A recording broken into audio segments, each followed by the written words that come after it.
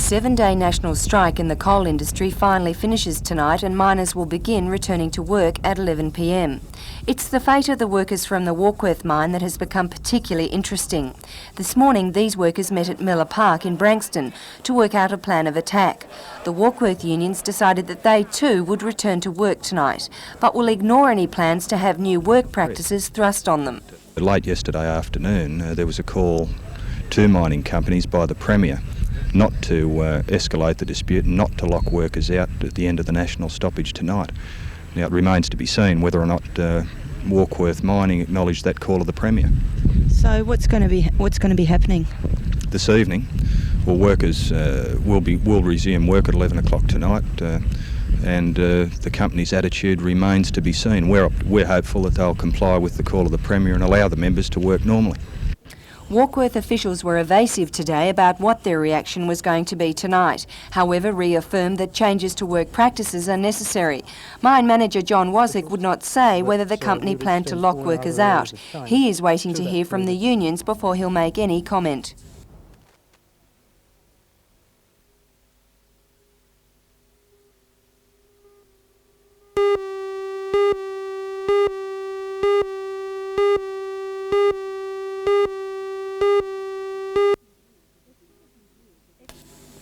Every second year, the De Beers, who now control 75% of the world's diamond production, host an Australian Designers Award. This year, the competition attracted more than 300 sketch entries from both professional and student jewellers. The collection features 28 of the most stunning and creative designs for both men and women. We've had quite a large influence of Art Deco from the period of the 1920s and 30s. The young designers in Australia have taken their influence from this period and have reinterpreted it in a very contemporary and exciting way, and we've been delighted with the classicness and simplicity of the design. It's the first time in the 10-year history of the awards that the collection has visited Newcastle, and it's also the first competition where the panel of judges could not decide an outright winner. It's been divided between two. We had one beautiful piece designed by a young Brisbane designer called Angelo Andronis, which is a man's ring made of yellow gold and titanium with an emerald cut diamond of 75 points, which is it's proving that diamonds are a girl's best friend but also a man's best friend. And the other winning piece was a beautiful sandblasted gold brooch, again taking its influence from the Deco period, designed by Gordon Herford of Sydney, which features 35 baguette diamonds of 10 points each. It's a beautiful piece. Although the whole collection is valued at well over $1 million, if you're shopping around, the prices differ. This golden diamond embedded bangle is valued at $5,000, while this 3-carat brilliant cut solitaire a mere $50,000. The Diamonds Today 87 collection will sparkle at the Bruce Fergus Concourse until September 18.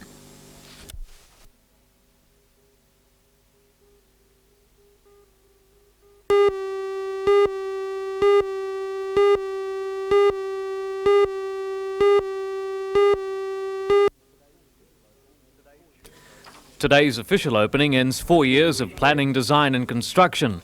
The building on Newcastle Road is debt-free, having been financed from accumulated funds.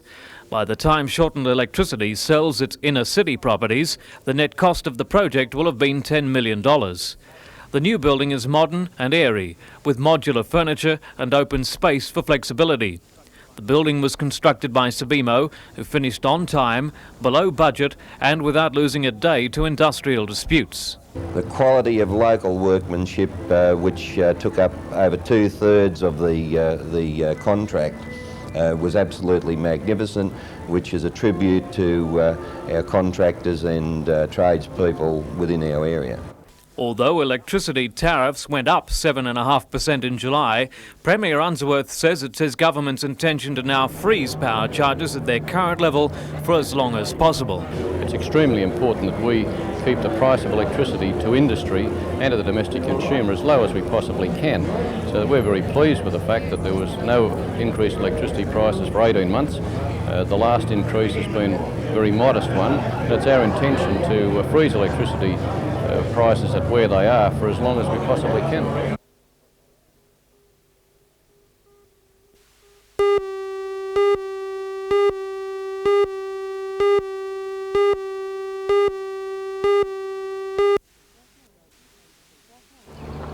Strathmore Road at Caves Beach is zoned light industrial, but nevertheless residents are firmly resisting the siting of a concrete batching plant in the area.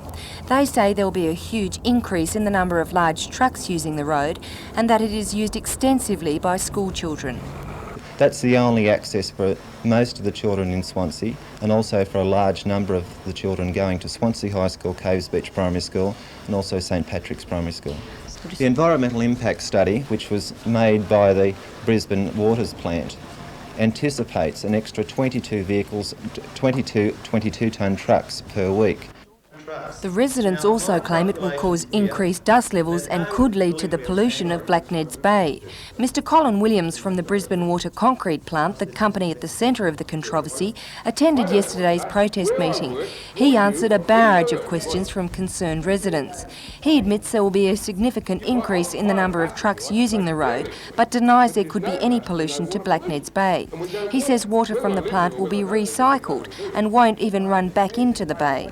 He also denied there'd be high levels of dust pollution, as concrete plants had compulsory dust inspections on a weekly basis, with tough penalties for breaches.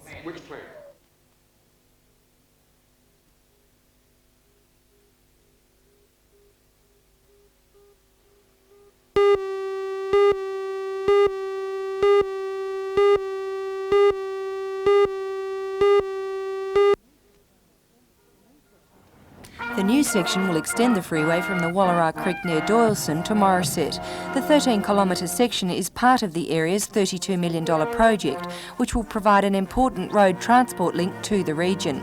Included in today's official guest list was Commissioner for Main Roads Bernard Fisk, Federal Minister for Land Transport Peter Duncan and State Minister for Roads Laurie Brereton. Mr Duncan said the schedule for the National Highway is running on time. Except for a couple of parts in Western Australia, it is running to schedule. I hope that by the end of 1988 we will be able to say that we have a complete link of bitumen road around the nation. But the proceedings did not go without incident. 23-year-old Heidi Mueller demanded to speak with Mr Brereton about compensation payments allegedly owed to her parents by the DMR. The Mueller's property was situated right in the path of the freeway, and for the past 8 years the family has been caught in a dispute over compensation payments for inconvenience and the loss of 5 acres of land, valuated in excess of $100,000. A spokesman for the DMR said the money, an undisclosed amount, had already been given to the Mueller's solicitors, but after today's outburst, they were prepared for more talks. No, look, we don't want to cause that sort of heartache. Well, let's resolve it. Let's resolve it. Why don't you come in and see me on Monday? We'll go straight to the lawyers and we'll sort it out between us and the lawyers on the spot. It's just really frustrating to me to see all this happening, and we've got a solicitor, you write letters here, there and everywhere, to the local members and that, and just nothing seems to get done, and I thought this was the best time and the best place, to sort of say something and maybe get something done. They would like me to go down to Sydney on Monday morning to talk to them, and they say that they're going to finalise it then. So hopefully it'll all be over.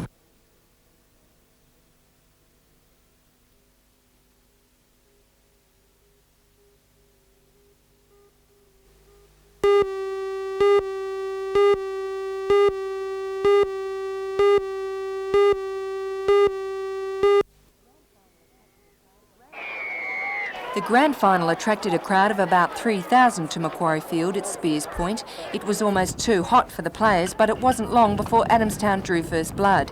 In the 7th minute, Sean Ingham crossed to Glenn Chapman, who made no mistake to give Rosebuds the upper hand. Just after the first goal, the forecast southerly cool change arrived, much to the relief of the 22 players. However, along with the change came smoke from a nearby scrub fire. For the boys on the hill, it was all too much, and they decided to settle a few arguments with their fists until police were called in to get the spectators' interest back to the game. With only 5 minutes to go in the first half, Gavin McDonald took advantage of some poor Australs play. Rosebuds went to the break with a healthy 2-0 lead.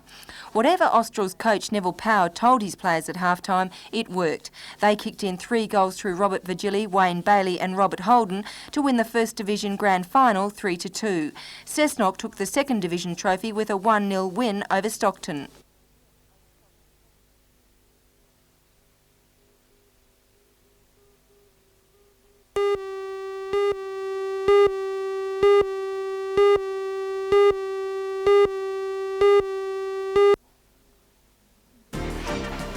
In tonight's news, supermarket shelves run dry as local members of the Federated Storemen and Packers Union decided to follow their state colleagues and stay out on strike indefinitely.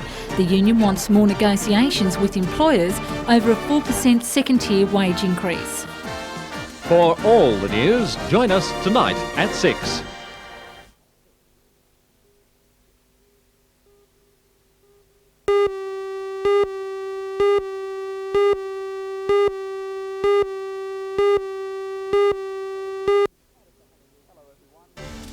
Hello everyone. Part of the Hunter region's history, spanning more than 130 years, has come to an end today with the last run of a steam locomotive on the Richmond Vale railway line near Hexham. We'll have a report on that tonight. For all the news, Join us tonight at 6.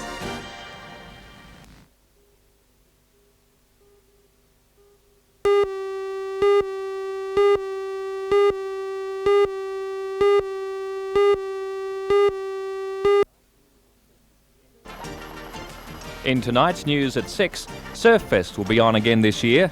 Now in its third year, the BHP Steel International will carry a total of $90,000 in prize money and trophies. It was also announced today that a Surf Expo, the first in Australia, will be held in conjunction with Surffest.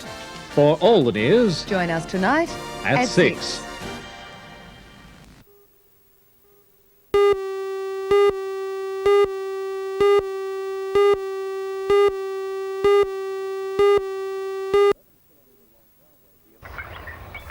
The 11-kilometre long railway joins the Stockrington Colliery near Menmai and Coal and Allied's coal washery plant at Hexham. Coal and Allied has decided to shut down the line as part of its rationalisation plans. The last official trip across the wetlands was made today by engine number 25, built in Manchester, England in 1922. It was hauling empty coal wagons from the Stockrington pit back to the Hexham siding, the same route along which coal has been hauled for the last 131 years. Sad day for Australian railway history. This is the end. We tried all we could to stop it, but we just weren't good enough on the day. What was it like coming over? Pretty sad, you know. Plenty of people. But, you know, they're all the same feeling. Australia's last. It's finished. And there were plenty of enthusiasts out to see the last run and to capture a unique piece of Australian history on film. Where are you from today? From Canberra. Been up for a week. And why are you here? Steam trains.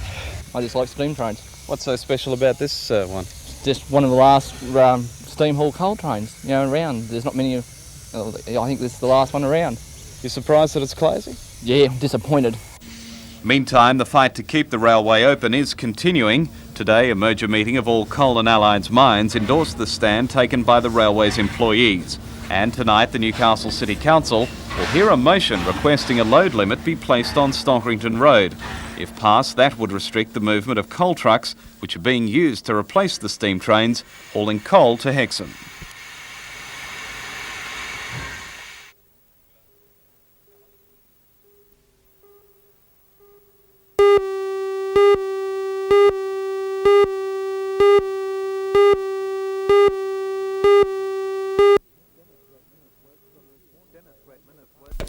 Dennis Redman has worked from his Warners Bay home for the past 2 years on this project. More than 10,000 man-hours have gone towards developing what the computer industry is now describing as Australia's first and most comprehensive computer graphics software program. The Magician is designed for use on IBM personal computers and other compatible machines. It combines all the features of other graphic programs into the one disk. The Magician will draw freehand, map, chart in line or bar form. It even allows the operator to design a floor plan for a house. And whereas before other programs were operated by a keyboard, this machine can be driven using a mouse control which scans over command functions which appear on the screen. Now what we've done with the Magician is look at the best of the individual packages that were on the market and put together a system that is equal to the best of the discrete packages in one integrated system.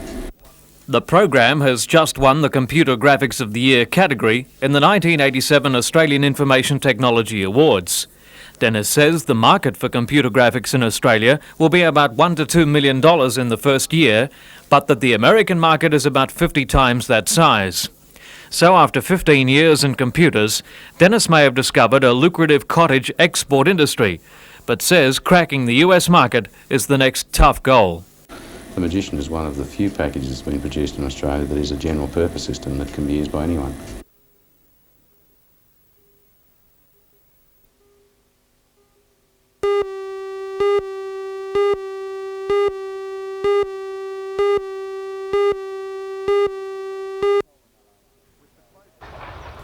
With the closure of Coal and Allied's Richmond Vale railway line, trucks will now have to be used to haul the coal from the Stockrington No. 2 colliery at Minmai to the Hexham coal washery.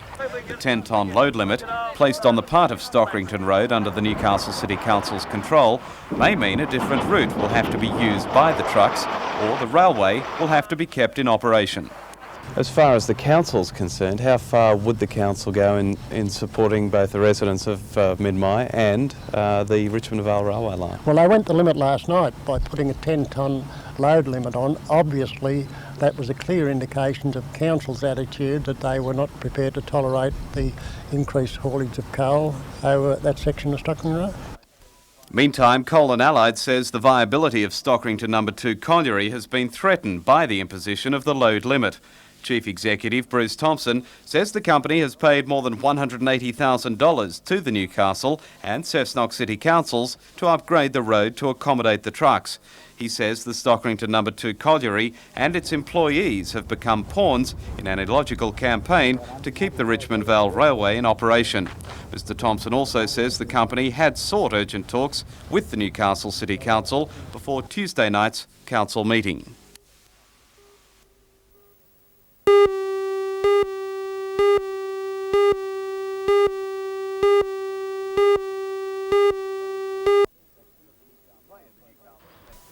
Play in the Newcastle section of the New South Wales Open Pairs Championships began on Monday.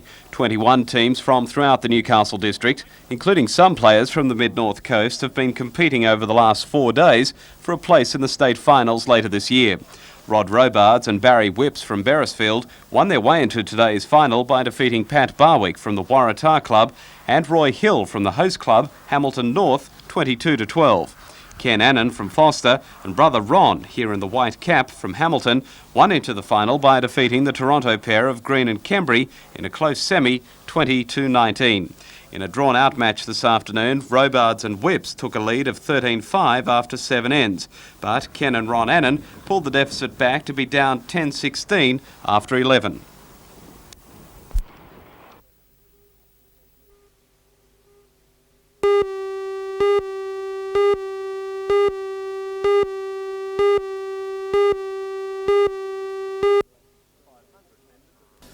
The 500 members of the Federated Storemen and Packers Union in the Hunter met today at the Newcastle Workers Club to decide whether to follow the Sydney Unionists.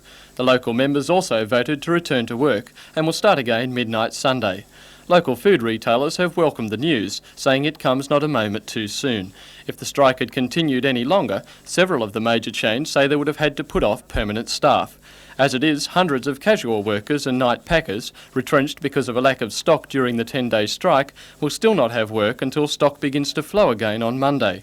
The major companies say it will be late next week before stores return to normal, and could be several weeks before some lines are available. Managers of both Woolworths and Franklin's say they will open for shorter hours tomorrow as the effects of the strike are still felt.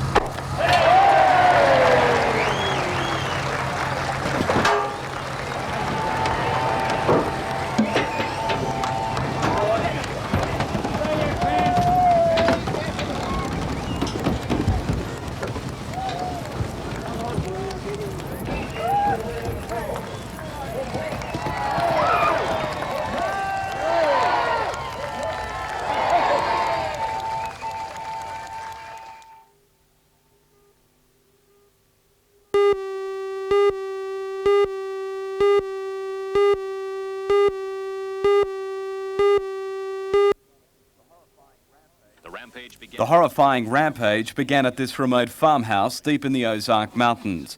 14-year-old Kirk Buckner killed his parents, an aunt and 3 younger brothers before being stabbed to death in a struggle with his uncle. His 3 brothers ranged in age from 15 months to 12 years. They were found dead inside the house. A hurricane has swept over Bermuda with winds gusting up to 160 kilometres an hour. Roofs were ripped from houses, trees uprooted and power lines brought down, but miraculously no one was injured. Hurricane Emily blew out to sea and is not considered a threat to the US mainland. The damage bill is well over several $1 million. Investigations in Alabama into a light plane crash turned into drug investigations today. In the wreckage of this twin-engine plane were found 2 bodies and more than 200 kilos of cocaine. And screen actress Mary Astor has died at the age of 81.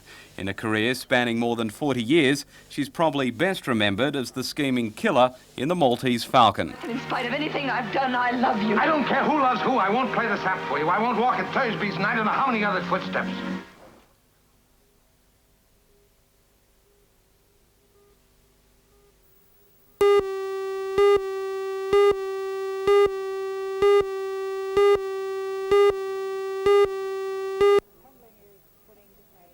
Tumbling is putting a line of difficult tricks together and doing them as neatly as you can. In the tumbling competition, firstly they have to do a compulsory row of 10 tricks, then they have a voluntary row of 5 tricks and a voluntary row of 10 tricks. And it is marked on form, but then there is also another mark that takes in the degree of difficulty. So the more difficult tricks they can do, the higher the degree of difficulty marks they can get. But they mustn't go for degree of difficulty at the expense of form, because in that way they'll lose out. Amongst those heading to Hobart tomorrow, a 17-year-old Brian Devonshire, the current Open National Men's Champion and the World 15 to 17 years champ. 13-year-old Khan NG is expected to retain her National Open Women's title. The tiny tumbler is also the world number 2 in the 12 to 13 age group.